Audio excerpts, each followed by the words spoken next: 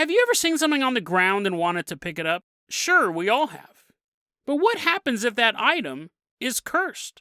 First, we travel to Africa to find a man who sees a ring just laying there. But when he puts it on, he gets far more than he bargained for. And then we travel to Russia to meet an old woman who does the same thing. But she doesn't see it just a ring laying in a ditch. She sees an alien baby. Today on Dead Rabbit Radio.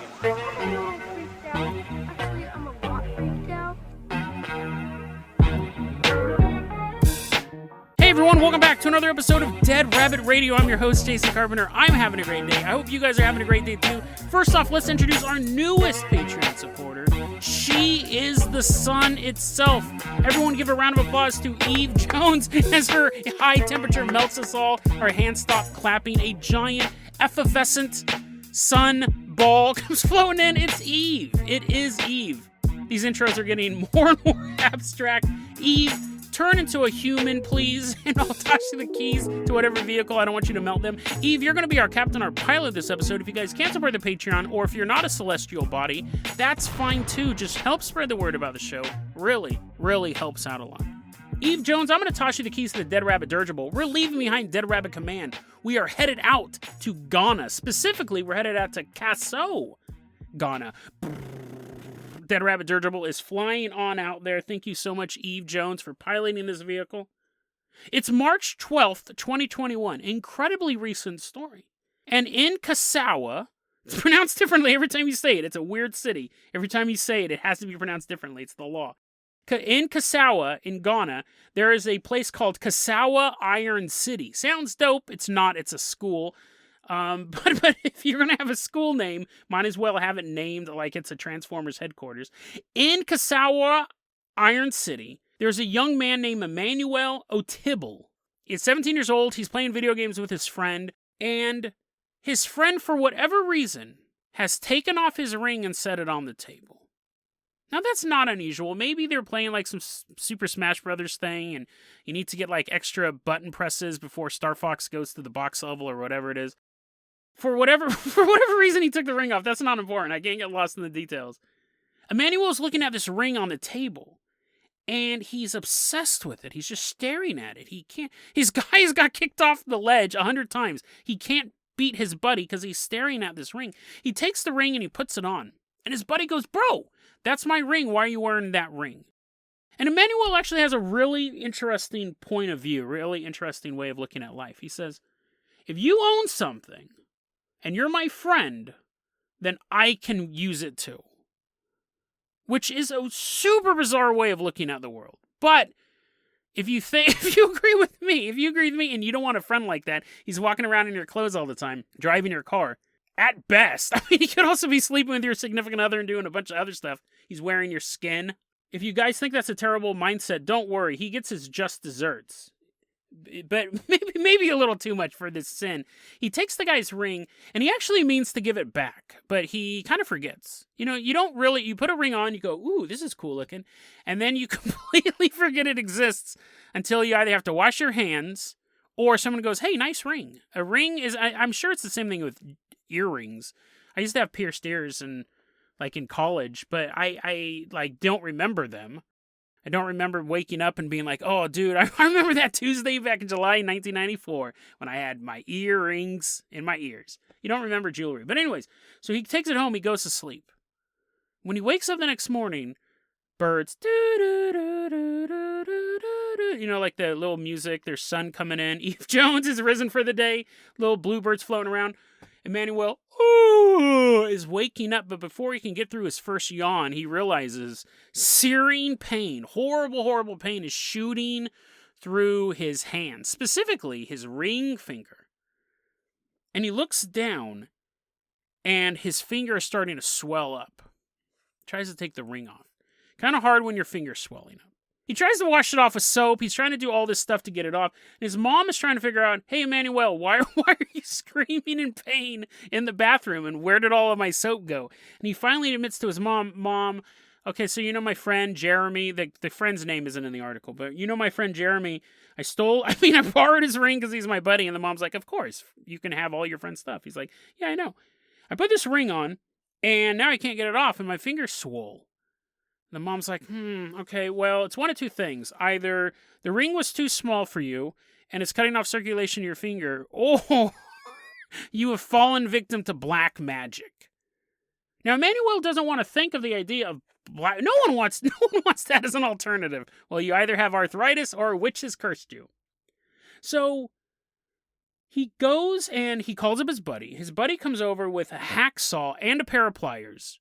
And I'm sure the buddy's laughing about this whole thing. I'm sure the buddy's laughing about the whole thing as he's driving over there. But once he gets there, because there's photographs of this kid's finger.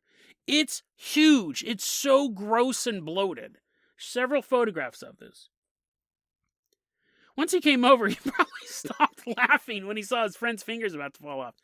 He hacksaws it. He's pulling with the pliers. It's already tight on the finger. It's already so swollen. He is able to break the ring. And they still can't get it off. It's actually worse now because now there's two jagged pieces of metal digging into his flesh. So most of these photos you'll see online is of the ring already cut and it's bleeding. His finger's bleeding.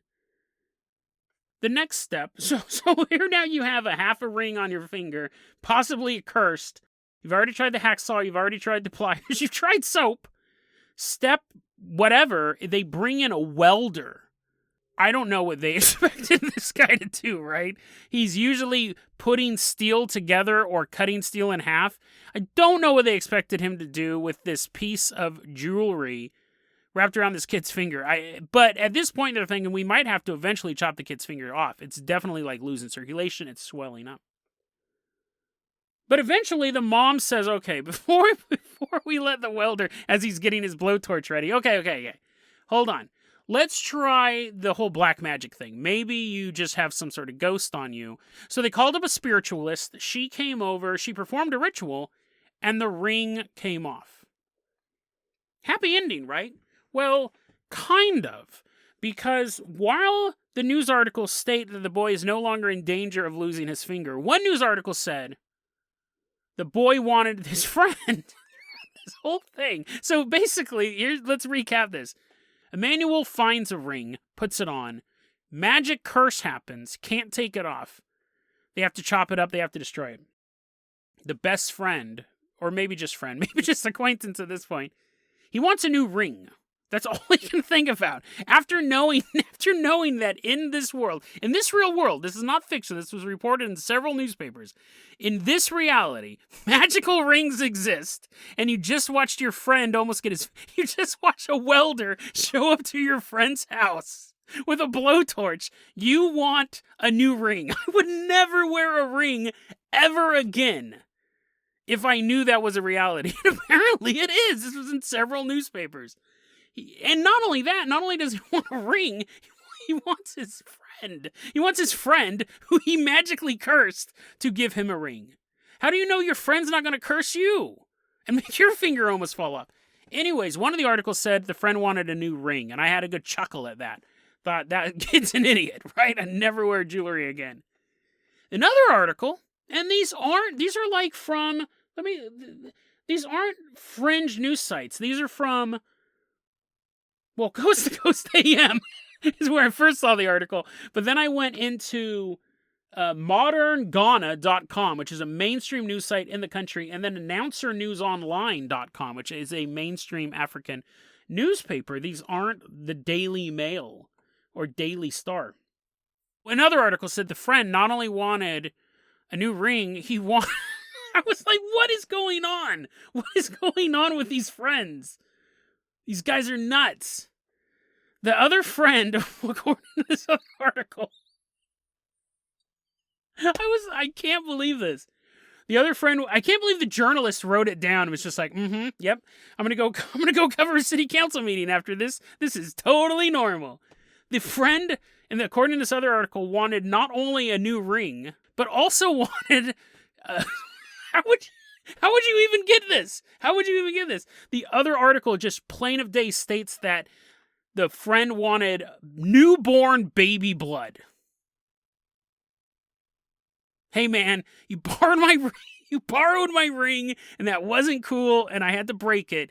You have to buy me a new ring, and second you have to give me a vial of baby blood. And the guy goes to turn, he goes, no. Newborn baby blood. He's like, oh man, that's the hardest to get. What is he going to do with that? Why are you going to be friends with a guy who that's a demand at all, in any situation? So that you might think is a one-off story, right? You would hope it was a one-off story, someone demanding newborn baby blood. And again, the article doesn't say to bless the ring. It just states it. That's what he wants. No questions at all. But you go, Jason, maybe it's just a guy with like a swollen finger and they like photoshopped this bloody ring on it. This isn't the first time this has happened in Ghana. In November 2014, Eric Bubeng in Ghana was walking home from church, sees a shining gold ring in the dirt, compelled to pick it up. I pick up stuff all the time. I'll pick up little rocks. I'll pick up sticks if I find like little stuffed animals or little creepy toys. Take them home. So I would do this. He picks up the ring. He's compelled to pick up this ring. And once it's in his hand, you can't hear that. You can't hear that sound effect, but my hand is shaking next to the mic.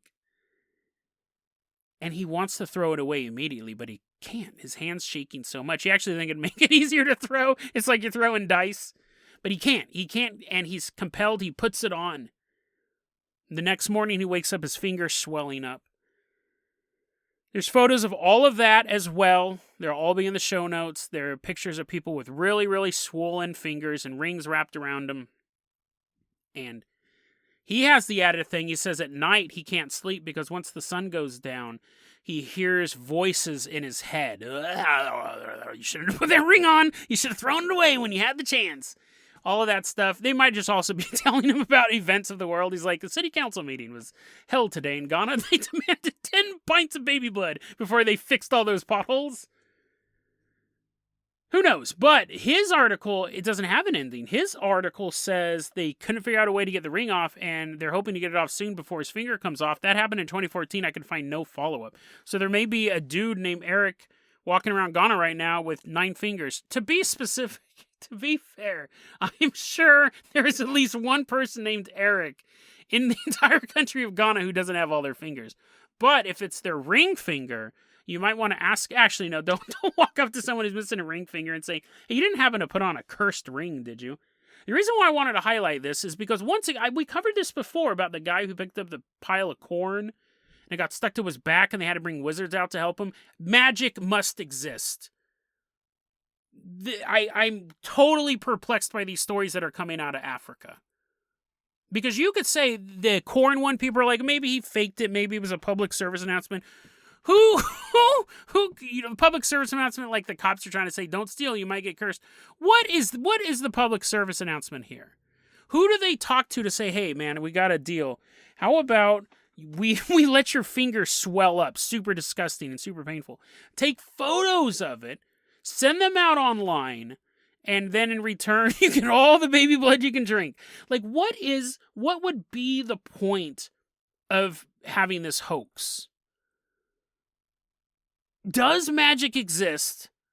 Have all of the naysayers, myself included, I have a limited belief in magic. I believe magic exists in a certain point. I don't think we've ever really talked about my beliefs on magic on the show. I don't think we've ever gone in depth. I don't have time to do it now. I got a whole other segment to do. But I think at a limited scope, what I call scientific magic, or I think the technical term for it is high magic, works where it's very ritualistic, I think can work to a limited degree.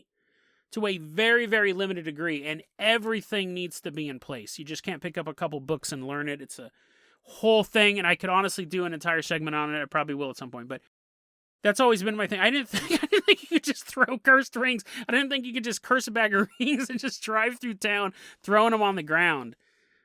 Magic might exist, and it would be so... What if... Let's put on our conspiracy caps here for a second. What if it turns out that magic exists, these type of things exist in Africa? Like the continent itself. The continent itself is magically charged. What would that... Conspiracy cap fully on, what would that do to like the world's economy? It would basically be like Wakanda, but with magic. Like, if people are like, yeah, we don't know what it is, we don't know what it is, but in Ghana, magical curse rings exist. They're a real thing. And scientists would go out there and they're like, no, it's not here. Give me your ring. And they put it on. They're like, ah! They're screaming. Bill Gates has no fingers. It's like, oh, I kept trying to prove him wrong, but I was the one who was wrong. What if it turns out that for some reason, like all the ley lines intersect underneath the continent of Africa and it's magically charged? Would that change society? Would people just want to move there? Or would you be like, no, I don't want to go there. There's a bunch of like cursed dolls and there's a bunch of cursed rings and I can't steal corn anymore. Either all of this stuff is fake, which is very, very in the realm of possibility, or some of it's fake and some of it's misconstrued events. Like the same time they put on the ring, a bumblebee landed on their finger and they're allergic to bumblebees, but they're only allergic on their fingers. Or that magic exists worldwide, but for some reason we don't see stories about people putting on cursed rings in the Balkans. We don't see it in Arizona. We don't see it in Paraguay. But we just run into these weird stories that come out of Africa. And you look at them and you go, magic. If this story is true, then witches and magic and spells and curses 100% exist. And maybe they used to exist all over the world. And magic is just like a volcano just kind of got sucked up under Africa. Or I don't know. Now I'm even more hypothesizing that there's a magical volcano ready to erupt. But I just think on a conspiracy level, what would that do to society if you could, even if it wasn't Africa, you could say it was Australia, you could say it was the middle of Peru. What if you found out that one country or one continent, magic actually existed? What would that do to world society? There you go. That's your writing prompt. For you writers out there, for your 90-day challenge, there's your writing prompt. What if one country, only one country, became magical? But we won't be able to explore that right now. I think I already explored it much longer than I thought I was going to. Eve Jones. Let's call in that Carpenter copter. We're waving goodbye to Emmanuel and Eric. Hopefully they have all their fingers for the rest of their lives. Let's leave behind Ghana. We are headed out to Russia. Eve, I want you to go ahead and land us at Kalyanovy. Kalyanovy, you all know this. You guys are all well up on your Russian geography. It's a little village near Kystum. That's in the Chelyabinsk Oblast region in Russia. The story was actually recommended to me by Yuri. Yuri, thanks for sending this one over. It's May 1996. And there's an old woman named Tamara Vasilyevna Prosperina. I can pronounce that last word. Walking down the street. Now, it doesn't say how old she is. She does appear to have an adult son who's in prison. So, 50, 60 years old, but she's definitely considered an odd duck in the village of Koloninov. Tamara is out for her walk, and everyone in town shut their windows. They're like, oh no, here comes that crazy lady. She's not necessarily known as a crazy lady. She's just known as a little bit odd. But that's going to change very quickly. She's walking down the road and she sees something laying off to the side.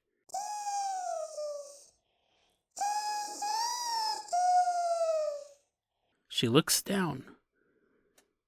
She sees a tiny little body moving in the grass.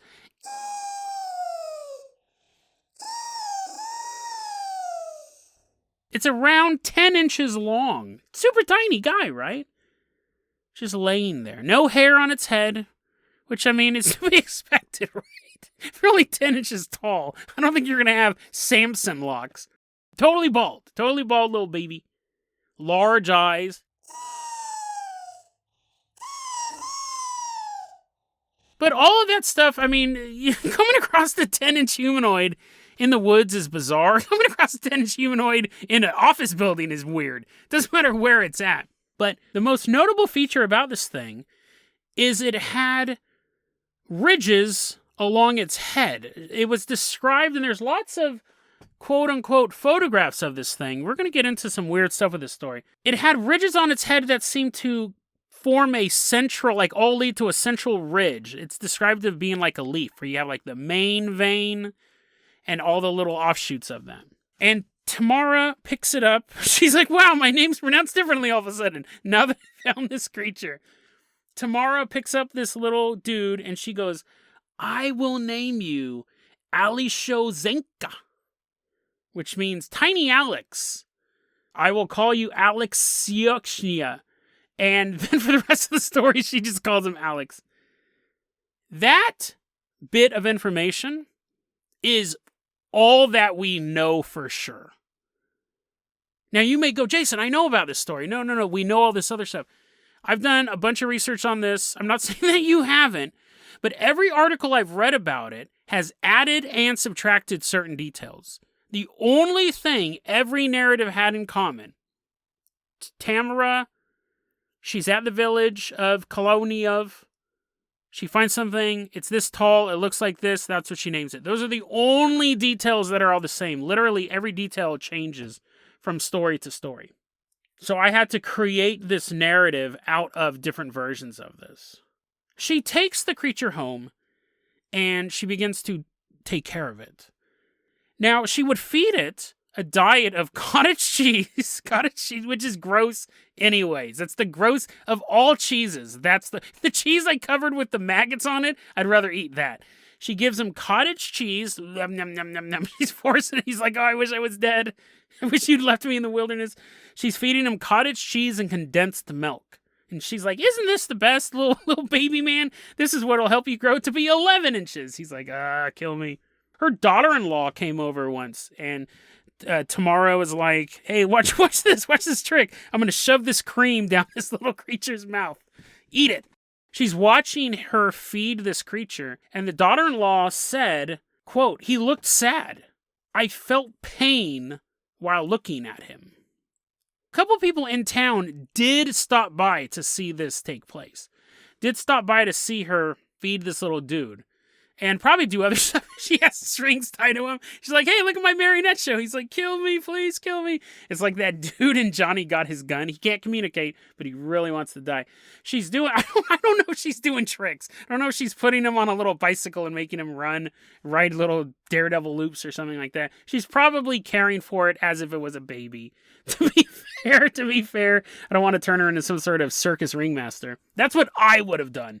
But so a couple people had seen this thing move around. They said it made a squeaking noise. But other people in town just saw old nutbag Tamara walking through the streets with a blanket going, you want to see my baby? You want to see my mutant baby I found in the bushes? She would unwrap the blanket and it would just be like a doll. They said it didn't look alive.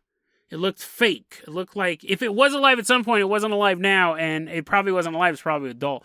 So you had different, again, this is what we're talking about. There's tons of evidence of this story, air quotes around that. It's really fascinating to look at because you'll see a ton of photos of this online and video, but nobody can really pin down who took the photos. Japan went crazy over this story. Shocker, right? They made a replica of it. There was a news station that made a replica of it. So a lot of photographs you see are of the replica. But how do they get a replica if they haven't seen the original? So there must have been some photos going around. There is video footage from 1996, which could be faked. There is video footage that has the date on it, 1996, and it is a couple months after May, which is when the story takes place, of like supposedly Russian scientists kind of messing around with it. But they put it on marionette puppet. At that point, it is clearly dead. Whatever it is not alive. So first off, we have a question of, what is it? Was it ever alive? If it was alive, how long was it alive? And what happened to it? We can answer some of those questions, but you're not going to like the answers. She already had an oddball personality. She's walking around with this thing. She's saying it's her baby. She's showing it to people. Eventually, the authorities get involved. Tamara is arrested. What's the crime, right? What's the crime? Picking up litter. She's arrested, and she's put in a psychiatric hospital. And then the neighbor supposedly goes over to take care of Alex. And then after a couple hours, be like, this is boring. Thought it was going to be way more fun. He had a little Evel Knievel outfit built for him. He's like, he doesn't do any tricks. This is lame. He then gives Alex to the authorities, where supposedly that's where the video comes from, was when the government got hold of Alex, who at that time had passed away. But again, was he ever alive? Was he alive for a couple weeks, for a couple days, when she first found him? These are all interesting questions. But Tamara is actually locked up in the insane asylum, and they don't let her out. She wants Alex back. It's her baby. She saved this guy. So one night, she breaks out of the insane asylum, and while she's escaping, an ambulance runs her over. In the dead of night, as she's running down the street to find her child, she's killed. Even that's an interesting detail, because apparently she was sent to a hospital. Whether or not it was psychiatric or regular hospital, we don't know. But she did die in 1999. She died in a car accident, was one version. Another version was she died in a car accident escaping. Because she might have just been like, you're free, Tamara. You're no longer crazy. And she's like, can I have the keys to my car? And they're like, sure, you haven't driven in 3 years. Here you go. And she just got in a car accident. Some people say she got in a car accident escaping. And the third one was she ran over by an ambulance while she was escaping, which in that way you could add malice to the fact. Like if you're escaping from the hospital, and you get ran over by an ambulance, you can kind of build a conspiracy that they didn't want her to get out. So what was this thing? Like, again, we can talk all day long about the details of what happened after the fact, but everyone can agree that this woman found something in the woods. That's something that all the stories agree on. Some people believe it was a hoax. Even they believe that the story happened, but they believe that the doll was handmade. It was made to be a hoax, which would be totally unfortunate if you craft a hoax and you're like, oh man, everyone in the village is going to love this hoax. And it ends with you being arrested and thrown in a psychiatric hospital. You're like, it's just a prank, bro. It's just a prank, as the ambulance is running you over. That would be the most tragic. Well, that'd be one of the most tragic because it gets pretty dark. Some believe it was an alien. It was a little alien ship. Crashed. Apparently nowhere near Tamara, because she didn't see it, and this little 10-inch dude is crawling through the woods, and he gets there. And so it's not like a baby alien. This is how big those aliens normally are, which would be great if we ever have to go to war with the 10-inch species. And that she was arrested, thrown in the psychiatric hospital because she had possession of this alien. The government then takes the alien and returns him to his own people. One theory. The other one is more likely that the military gets this alien and goes, well, we could return you to your own people, or we could cut you open. We could cut you open on this and record it all on this VHS camcorder and just see what happens. So you have those stories. You have that as a hoax. You have that it was an alien. The reality is obviously going to be far more depressing, and it makes a lot of sense. The creature is known as Alex, diminutive Alex. It's also known as the Chyme dwarf, named after the village that it was found near. September 29th, 1957. So we're going farther back in time here. Near the village of Chyme is Mayak. Mayak is a nuclear resource processing plant. So when you want to make uranium into something even more dangerous, you do it at Mayak. And if you've already done that and you got some sludge, some toxic material you need to, get rid of, but you can't dump it in the lake, you send it to Mayak. It's actually a really secure holding facility that then they dump it into a lake. The lakes near Mayak are considered some of the most polluted lakes in the world. But it wasn't on any maps. This facility was on no maps. This was 1957, height of the Cold War, really in the early days of the Cold War. It's a nuclear resource processing plant and a storage center. It had already been in operation for a while. On September 29th, 1957, cooling system failed. Massive explosion rocks the facility. It was actually considered the worst radioactive event of its time. And even today, as of today, it's number 3. That's how bad it is. The only two in front of it are Chernobyl and Fukushima. And they're rating it on a mass amount of people that are affected by it. Totally secret. This wasn't on any maps. And this radioactive cloud within hours spread up to 220 miles away. Now, you had tons of villages in this area. Chyme being one of them.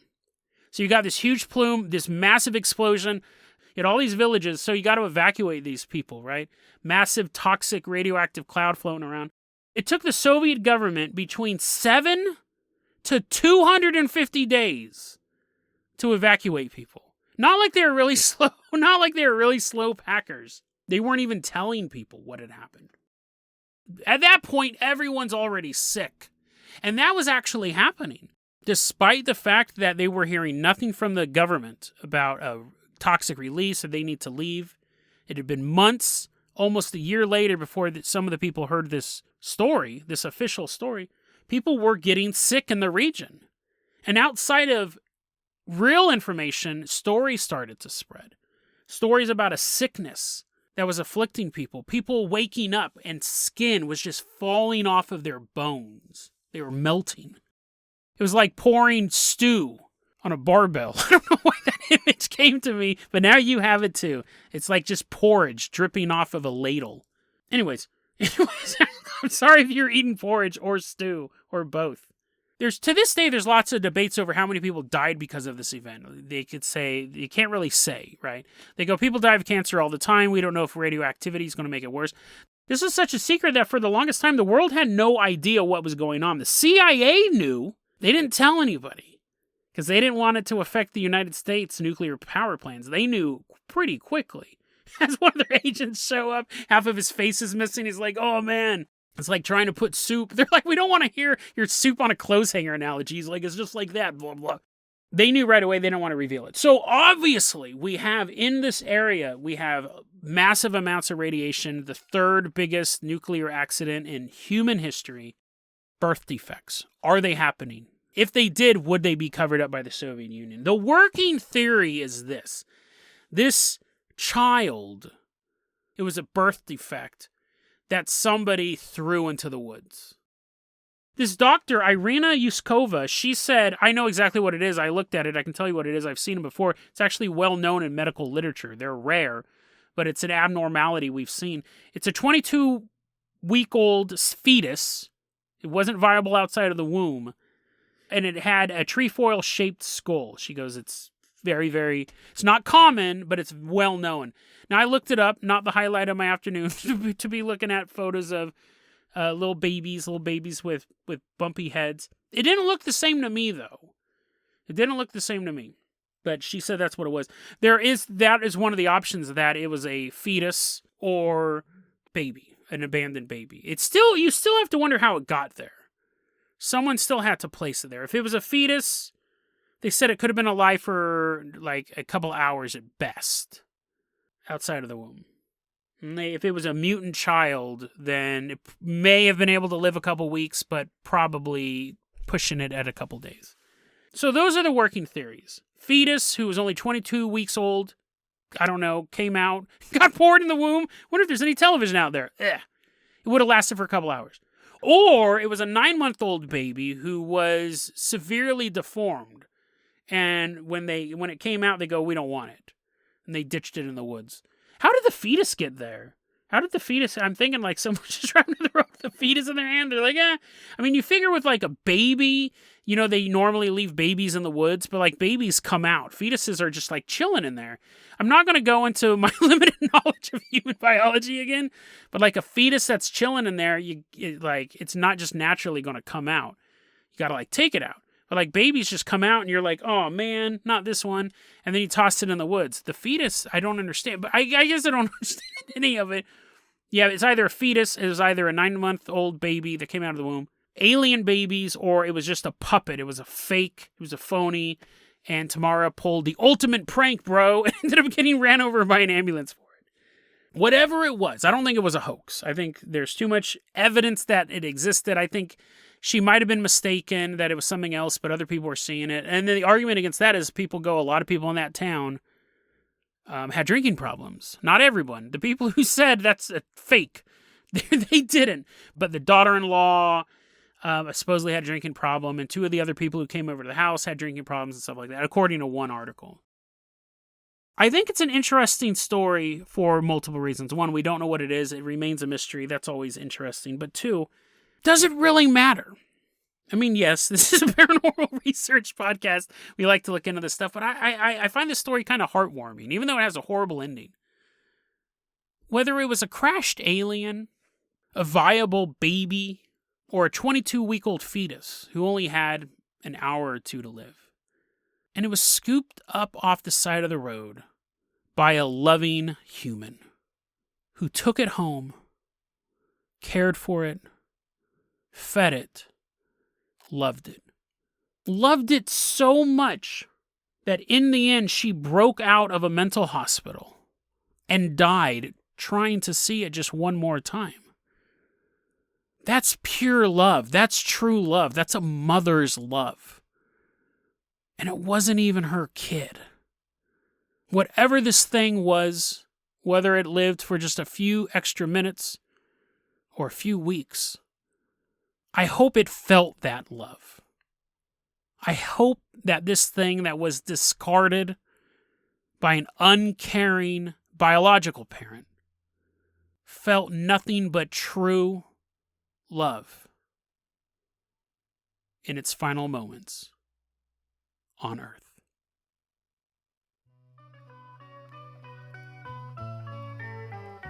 DeadRabbitRadio@gmail.com is going to be our email address. You can also hit us up at Facebook.com/DeadRabbitRadio. Twitter is @DeadRabbitRadio. Dead Rabbit Radio is the daily paranormal conspiracy and true crime podcast. You don't have to listen to it every day, but I'm glad you listened to it today. Have a great one, guys.